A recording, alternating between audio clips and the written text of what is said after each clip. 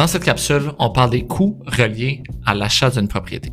Le premier coût que vous allez devoir engendrer est celle de l'inspection. Dépendamment du type de propriété que vous achetez, le coût de l'inspection peut varier entre 500 $ à 1500 $. Vous l'aurez deviné, 500 $ va être généralement pour un condo de construction récente, puis 1500 $ va être pour un immeuble de multilogement ou un immeuble commercial avec un volume plus grand. Deuxième coût que vous allez devoir engendrer est plus loin dans le processus lorsque vous allez passer chez le notaire. Lorsque vous passez chez le notaire, vous allez devoir bien évidemment rémunérer le notaire. Les frais courants actuels sont d'environ 2500 $ pour la signature d'un acte de vente.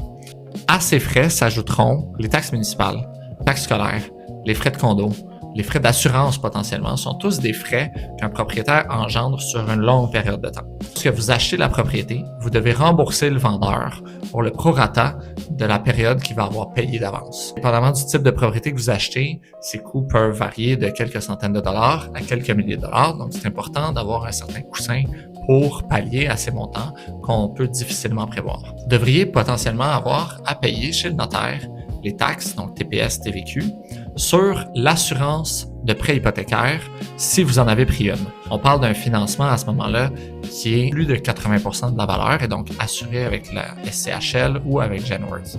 Dans ce cas-ci, vous devrez payer la TPS, TVQ sur le prix de l'assurance qui peut varier entre 5 000 à 20 000 $. Donc, si on calcule les taxes, peuvent passer de 750 $ à 3 000 $ ou même à 4 000 $ si vous avez pris un prêt sur un plus gros immeuble. Suite à l'acte de vente, mes chanceux, vous allez recevoir par la poste dans les 30 à 60 jours la taxe de bienvenue. La fameuse taxe de bienvenue va être calculée sur le montant supérieur entre le prix de vente et l'évaluation municipale de la propriété. Même si vous payez une propriété 500 000 $, si l'évaluation municipale de cette propriété est de 600 000 $, il ne faut pas faire l'erreur de penser qu'on va recevoir une facture sur une propriété à 500 000. On va recevoir malheureusement une facture sur une propriété à 600 000. Ce qui est des frais d'accompagnement par votre courtier acheteur sont généralement, dans la plupart des cas actuellement, de 0 $.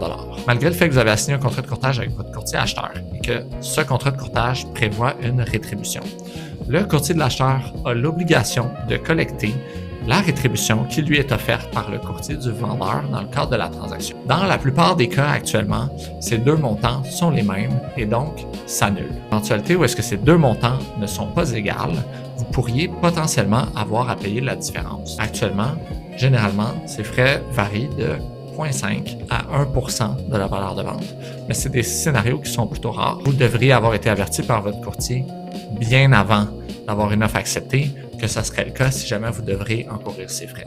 Voilà pour les frais d'achat.